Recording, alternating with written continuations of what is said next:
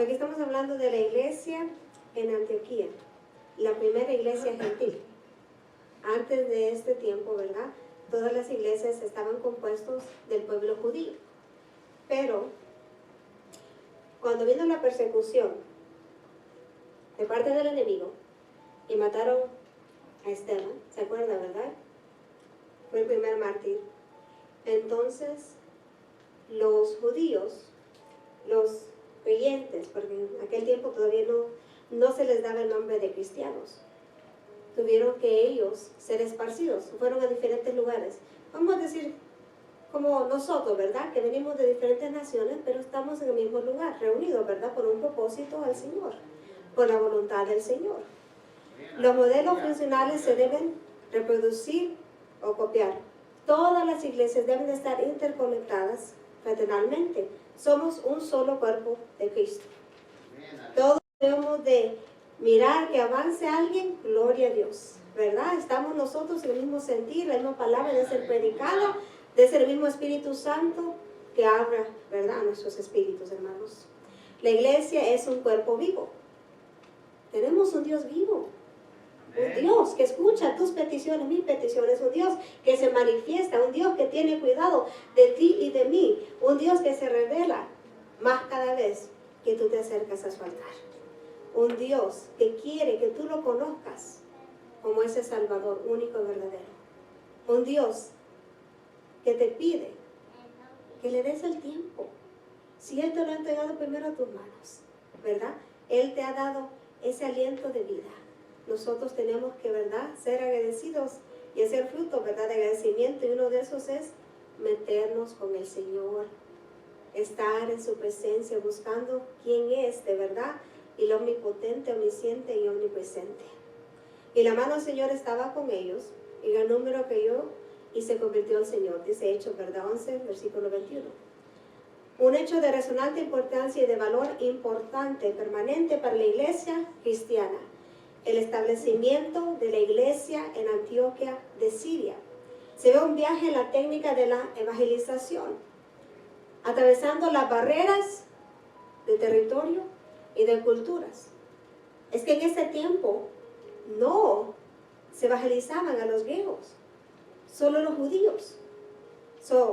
Quizás tú y yo, si no fuera por la misericordia del Señor y por el plan y la voluntad del Señor, nunca hubiéramos podido venir a conocer quién es de verdad el Maestro. No hubiéramos venido a rendirnos a los pies de Él.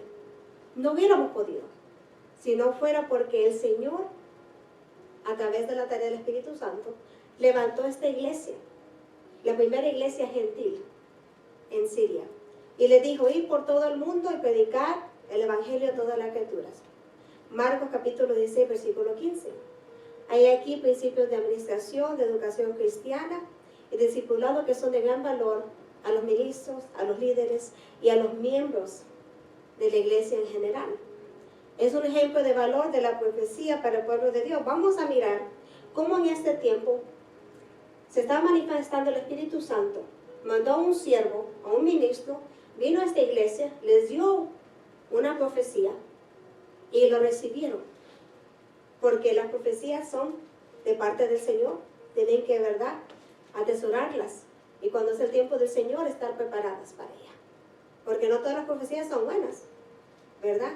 Hay profecías donde el Señor ha hablado fuertemente, hermano, se lo puedo decir. Donde, bueno, me estoy acordando que el Señor me estaba diciendo ayer: destrucción y muerte, me dijo el Señor. Pero no me dijo para quién. No me dijo que era para mí. No me dijo para ni uno de ustedes. Pero eso es lo que me estaba diciendo en el Espíritu ayer anoche. Destrucción y muerte. Está triste. Está poderoso eso, ¿verdad? Pero solo el Señor lo revelará a su tiempo. La primera iglesia gentil demostró que aceptaba oír la voz de su Señor y abrió su corazón para ayudar a los necesitados. No solo profesaban seguir al Señor, pero ellos de verdad hacían las obras. Ellos ponían en práctica la palabra que les fue enseñado a través de los que los evangelizaron. La religión pura y sin mácula delante de Dios, el Padre, es esta: visitar a los huérfanos y a las viudas en sus tribulaciones y guardarse sin mancha del mundo. Santiago capítulo 1, versículo 27. ¿Cómo llegó el Evangelio a Antioquía de Siria? La persecución, ¿verdad?, de que estamos hablando, llevó a muchos a diferentes países, a diferentes territorios. Y los griegos evangelizaron a los griegos en Siria. Los líderes de Jerusalén, ellos empezaron a escuchar. Aquí está pasando algo en esa iglesia. Algo poderoso. El Señor se está manifestando. El Señor está en medio del pueblo. Y ellos aceptaron a esta iglesia hermana. Esta es la primera vez que una iglesia en otro lugar, que no era compuesto de judíos, fue aceptado en el cuerpo de Cristo. Yo me regocijo por eso, porque fue la primera de muchos. Y el Señor así expandió el Evangelio para que nosotros pudiéramos venir a ser salvos también. Se estaba abriendo, ¿verdad?, esa puerta para ti y para mí. La iglesia madre lo supervisaron, le dieron instrucción y lo tomaron en cuenta como una agencia internacional de misiones y recibieron el aporte material de sus manos también.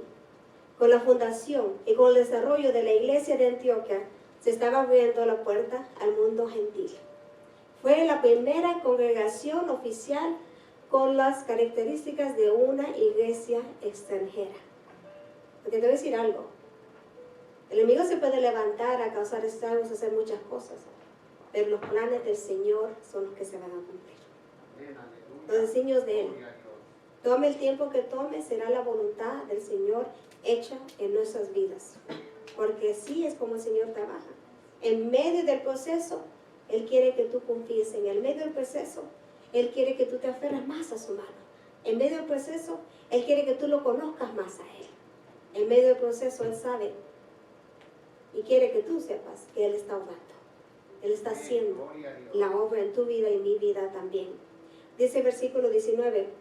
Ahora bien, los que habían sido esparcidos a causa de la persecución que hubo con motivo de Esteban, pasaron hasta Fernicia, Chipre y Antioquía, no hablando a nadie la palabra, sino solo a los judíos. Pero había entre ellos unos varones de Chipre y de Cirene, los cuales, cuando entraron en Antioquía, hablaron también a los griegos, anunciando el evangelio del Señor Jesús.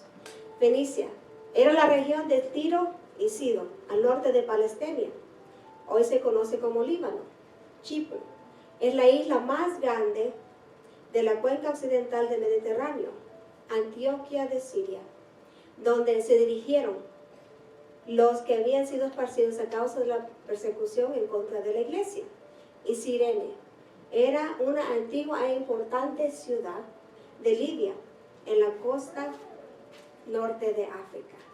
Dice la palabra que hablaban a los griegos. Los helenistas judíos que hablaban el idioma griego evangelizaron a los helenos griegos de raza que vivían en Antioquía. Lo que más enfada al diablo es saber que él involuntariamente sirve a los intereses de Dios. Él piensa que va a venir a angustiarte. Quizás en la carne en un momento te vas a angustiar, pero sobre todo tú vas a ver el diseño del Señor. Vas a ver cómo el Señor se levanta. Es que entiende, el Señor abre oportunidades que tú y yo ni conocemos todavía. Él toca corazones que tú y yo no conocemos tampoco. Él dice, ¿verdad?, que manda a los cuervos para darte de comer. Él va a utilizar a quien tenga que ser para que tú y yo podamos ver la mano poderosa sobre nuestra vida. Para que podamos entender que hay un Dios real y vivo. Un Dios que servimos. Esa película, ¿cómo es? Mi Dios no está muerto. Gloria a Dios, porque sé que no lo está. Por eso me encanta esa alabanza. Resucitó. Gloria a Dios. Porque Él resucitó. Y allí, yo y tú, fuimos resucitados también. Amén. De nuestros delitos, de nuestros pecados, fuimos resucitados por la mano poderosa del Señor. Todo lo que quiere hacer, todo lo que quiso hacer el enemigo en la persecución de la iglesia resultó una ventaja a la extensión del evangelio a nuevas tierras.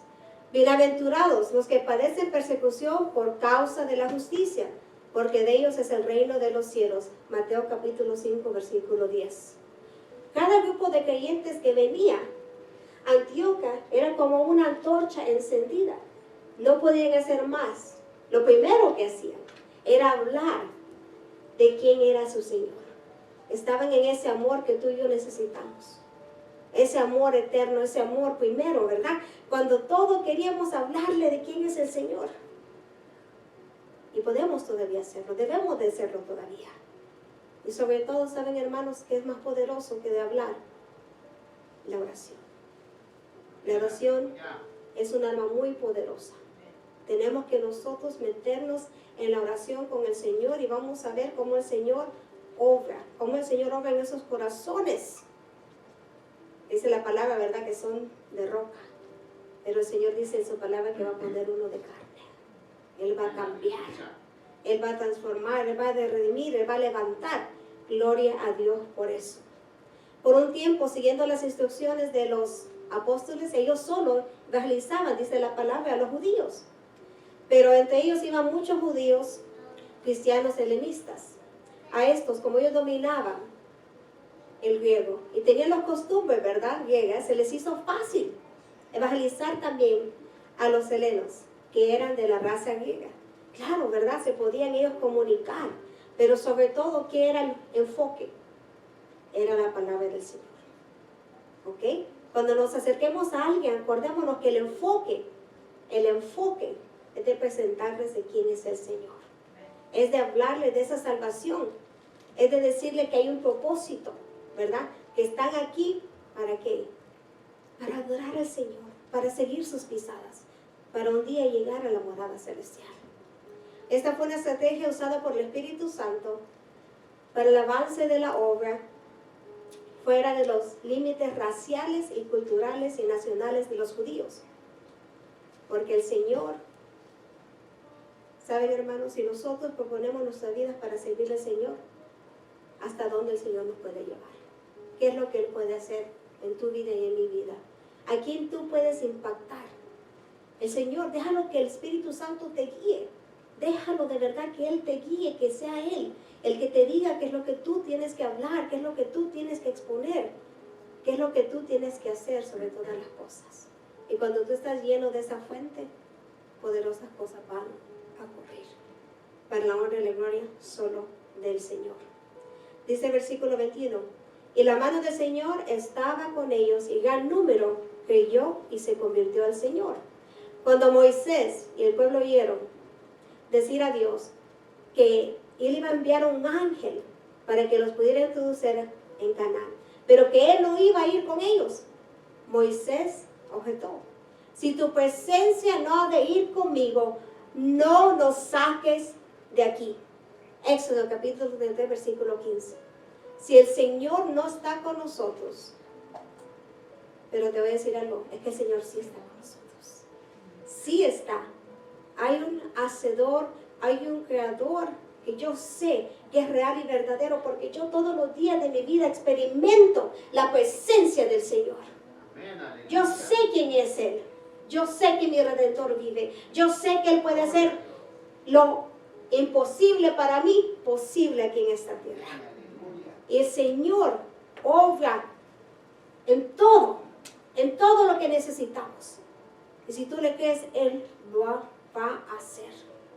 Ningún método o modelo debe de ser implementado en la iglesia, si no se cuenta con la aprobación de Dios. Por eso que nosotros decimos, ¿quién es nuestra guía? Es el Espíritu Santo. Y el Espíritu Santo me dice cualquier cosa, eso es lo que vamos a hacer. Si el Espíritu Santo dice no, eso tampoco se va a hacer. Porque es lo que Él quiere, como Él quiere. No es el hombre y la mujer. Nosotros no somos nadie, no somos nada. El único que sabe todo, el Espíritu Santo, que debe de guiarnos a total verdad. Dice la palabra, la mano del Señor estaba con ellos en la realización de maravillas, de milagros y de sanidades. Gran número creyó y se convirtió al Señor.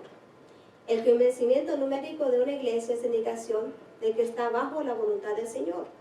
Nuestra iglesia solo podrá crecer en calidad y en número cuando se haya dado los pasos correctos. No hay que tomar la persecución y las pruebas como excusa para estancarse en la tarea de ganar las almas. Siempre va a haber persecución, siempre va a haber personas que no les va a gustar cómo hace ciertas cosas. Pero ¿qué dijo la pastora un día? Aquí me puso el Señor, y el que me puede quitar es el Señor. El Señor, ¿ok? El Señor es el que tiene que indicarte. Que digan lo que quieran decir. ¿Saben, hermanos? No estamos para tirar indirectas, no estamos para criticar a los demás, no, estamos aquí para hacer la obra del Señor.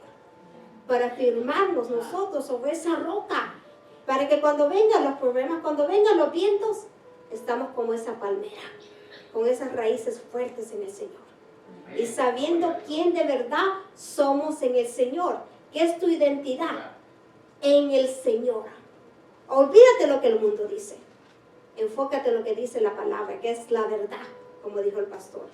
Eso es lo que debe de manejar tu vida, tus decisiones, tus pensamientos, tu carácter, tus palabras. Debe de ser el enfoque de lo que dice el Señor. Así que los que recibieron su palabra fueron bautizados y se añadieron aquel día como 3,000 personas. Hechos capítulo 2, versículo 41. Ahí está hablando, ¿verdad? El día de Pentecostés, cuando el Señor hizo, ¿verdad?, el milagro maravilloso de que el Espíritu Santo viniera sobre sus siervos. Dice versículo 22.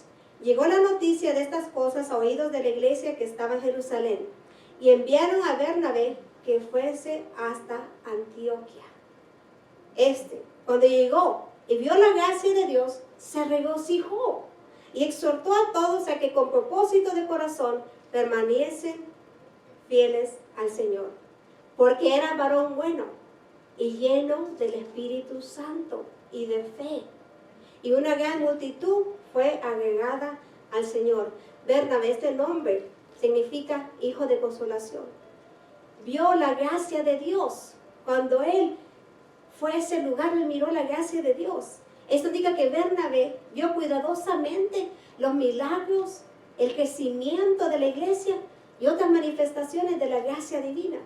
Solo me acuerdo cuando viene el hermano Pelao y dice, ¿verdad?, que él siente la presencia del Señor en este lugar. Humildemente en este lugar, él lo puede presenciar. Y tú puedes ir donde él viene. La roca grande le decimos, ¿verdad? Precioso el lugar. Pero el Señor está con los humildes. Yo puedo ver eso. Y hagamos siempre de ser humildes ante el Señor, diciéndole que Él es el que va a hacer la obra siempre. El Señor es el que seguirá obrando. Él vio cómo la gente se convertía y cómo sus vidas eran transformadas por el poder de Dios. Una gran multitud, dice la palabra. Ya había una multitud en la iglesia, y con la llegada de este gran siervo de Dios, todo mejoró. Qué hermoso es ver líderes que cuando Dios está haciendo algo nuevo, aunque no concuerda, ¿verdad?, con sus parámetros, en vez de oponerse, impulsan el movimiento. Tú tienes que saber que el Señor no solo te habla a ti. Hello. El Señor le habla a sus siervos. Y si alguien viene y te dice algo, un siervo de Dios que tú conoces su testimonio, ok, el Señor te habló, vamos a hacer eso. Ponerlo ante el Señor y lo vamos a hacer. ¿Saben por qué, hermanos? Porque eso se trata. No se trata de que haya un solo pastor, una sola pastora. No, se trata de que nosotros de verdad cumplamos el propósito, que Dios levante el que tiene que levantar. Bueno, Dios levante el que quiera ser levantado. Al que de verdad lo está buscando de todo corazón. Toda alma, cuerpo y espíritu también. Cuando llegó la noticia a Jerusalén de que los griegos de Antioquía estaban siendo evangelizados y que la mano de Dios estaba con ellos, decidieron mandar un representante, mandaron a Bernabé para que él investigara a esta iglesia que estaba empezando. De ahí navegaron a Antioquía, desde donde habían sido encomendados a la gracia de Dios para la obra que habían cumplido. Hechos capítulo 14, versículo 26. Dice que él se regocijó. Cualquiera se hubiera gozado en medio de un pueblo tan alegre y lleno de la presencia de Dios como ese.